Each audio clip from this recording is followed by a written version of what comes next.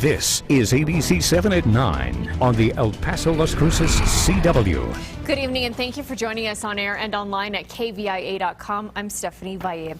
We begin with the pressure to make your voice count ahead of Election Day. It's your voice, your vote. State Republican and Democratic candidates are targeting El Paso for last-minute support.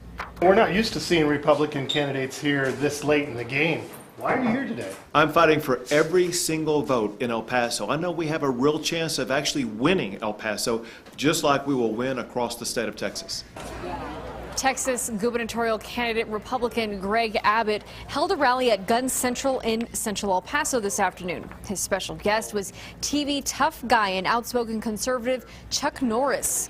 Abbott pushed his message of doubling border security spending and putting 500 more state troopers on the border.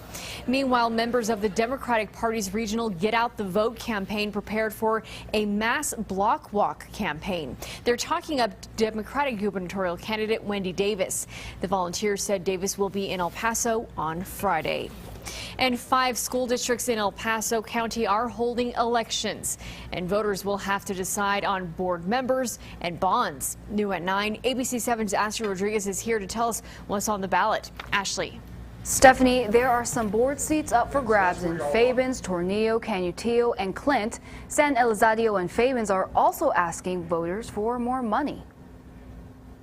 I think it's going to be interesting to see, in light of what's happened, particularly with EPISD. You know, does that mood or feeling that people have about the EPISD spill over into school districts? Political analysts like Gregory Rocha say school board elections have the lowest turnout. If we see 5 and 6%, that's great. And I think anybody can make a pretty persuasive argument to say that those are the most important elections. They directly affect our kids and roughly 50% of our property taxes. Yet still, parents don't vote. Voters in Canutillo, Fabens, Tornillo, San Elizario, and Clint have some serious decisions to make. But Clint is the district that will be most impacted by its elections. In the past, residents complained the at-large representation, as opposed to single member, is why 6 out of 7 trustees are from Clint. Communities like Horizon City and Montana Vista feel they're being left out. Fabens is asking voters to approve $7 million for facility upgrades and another $1.4 million for loan repayments. If approved, this would increase the tax rate to about 6 cents per home valuation. The district says a homeowner with a $40,000 home would see a $24 a year increase. San Eli is asking for $28 million to upgrade aging facilities and build new classrooms.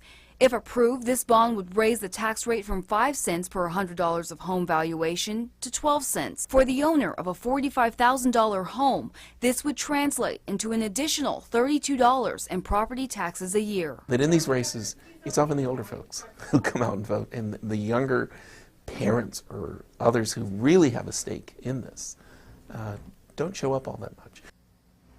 It's not only important to show up to vote, but to know what you're voting for. So be sure to study up. Election Day is next Tuesday. Stephanie? Okay. Ashley, thank you. And this is the last week for early voting. You can check out our election center on KVIA.com. It is under the news tab on the homepage, and you can find sample ballots and polling locations and the debates between candidates for state rep and county commissioner that we brought you on Good Morning El Paso weekend. You can find all of that on KVIA.com. But to Stormtrack Weather now, let's send things over to Stormtracker Nicole Gomez, who is standing by with the first look at our forecast. Hi, Nicole. Hey there, Stephanie. The winds picked up this afternoon. Let's take a look at our peak gust at the El Paso International Airport. 28 miles per hour, 26 in Las Cruces. And as you can see across the entire region, the gusts were pretty much in the 20s except Guadalupe Pass, close to 50 miles per hour. And that's still where the strongest gusts are currently sitting. Guadalupe Pass at 30 miles per hour. As far as our sustained wind speeds, much lighter than they were this afternoon. Calm El Paso, 12 miles per hour Las Cruces, then breezy in Guadalupe Pass. Now our highs today in the 80s. 76 in Las Cruces, 80 Alamogordo, 78 Guadalupe Pass. Cold front has made its way into our area. I'll let you know just how much cooler temperatures are expected to get tomorrow, if we're expecting more wind, and what you can expect for the rest of your work week. That's all coming up in Stormtrack Weather. Okay, Nicole, thank you. A nurse quarantined in New Jersey after returning to the U.S. from West Africa is heading home to Maine. 33-year-old Casey Hickox was working in Sierra Leone with Doctors Beyond Borders. Hickox tested negative for the Ebola virus. Her involuntary quarantine ordered by the state of New Jersey has prompted her to retain a civil rights attorney. She said she will quarantine herself for 21 days once back in Maine. Meanwhile, a new poll finds 8 in 10 Americans believe someone new will be diagnosed with the disease in the coming weeks. The poll by CNN and ORC International also found there's overwhelming confidence in the federal government's ability to prevent a nationwide epidemic. 54% believe the feds are doing a, quote, good job addressing the disease. Tonight, police are on the lookout for a man accused of raping a child. Investigators say 29-year-old Aaron Flores is facing charges of aggravated sexual assault of a child. Police believe Flores is in the El Paso area. If you know where he is, call police or Crime Stoppers at 566-TIPS. That's 566-8477. An El Paso man is killed during a car crash with deputies. This happened in Midland Saturday evening. The Midland County Sheriff's Office said deputies were pursuing 42-year-old Luis Heriberto Rodriguez during a chase. And Rodriguez drove his motorcycle off the road and crashed into a parked car. Rodriguez was pronounced dead at the scene. Officials didn't say why deputies were chasing Rodriguez.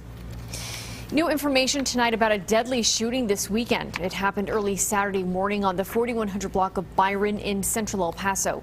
Police charged 32-year-old Deshaun Leonard with the murder of 30-year-old Juan Arenas. Police say Leonard shot Arenas in the groin area, and Arenas died at a hospital. Leonard is also charged with aggravated assault with a deadly weapon. The ABC-7 team obtained the arrest affidavit, and it states that charge stems from muzzle flash burns to the arm of another man named Luigi Nevares. Police say he and Arenas were trying to take the gun away from Leonard when he fired. The Las Cruces City Council is set to keep an ordinance that will raise the minimum wage to $10.10 an hour by 2017. Council ordered city staff to prepare an ordinance that it passed in June. It would increase wages to $8 an hour starting in July 2015 and then to $8.50 an hour in 2016. Well, the $10.10 ordinance was passed by the council in September. Mayor Ken Miyagashima says he'd like to limit its reach to businesses with 50 or more full-time employees. New Mexico's hourly minimum wage is currently $7.50 an hour. The Amigo Air Show is opening this year to everyone at its new location, and a lot of work has been done around the Doña Ana County Airport at Santa Teresa to expand its capabilities. ABC-7's Andrew J. Polk has the details from our New Mexico mobile newsroom. A 37-acre parking lot, hold 5,500 cars, great big huge area, sand at the moment. That lot, built specifically to handle the huge influx of airshow attendees this coming weekend, cost Doña Ana County about $300,000 to be paid back by the Amigo Air Show over the next 5 years that it will be at Santa Teresa. Also in place are about $20,000 worth of refinishing and repainting of the runway to handle the incoming air traffic, all paid for by federal grants. Also coming to the airport is a brand new customs station at a cost of about $800,000 between the state and county. It won't play a part in the air show, but will allow international traffic starting November 7th. So with the new location will come a lot of changes. There'll still be plenty of planes both on the ground and in the air, but you'll be a lot closer to the show itself. This year the formula is totally different. It's going to be easier, it's going to be a little bit closer, more personable. The parking is a stone's throw away from the tarmac, no shuttles from remote locations, and the audience will be sitting just a few dozen yards away from the runway itself. There is a trade-off, though. With less total parking than at Biggs Field, there will be only around 10,000 tickets sold for each day.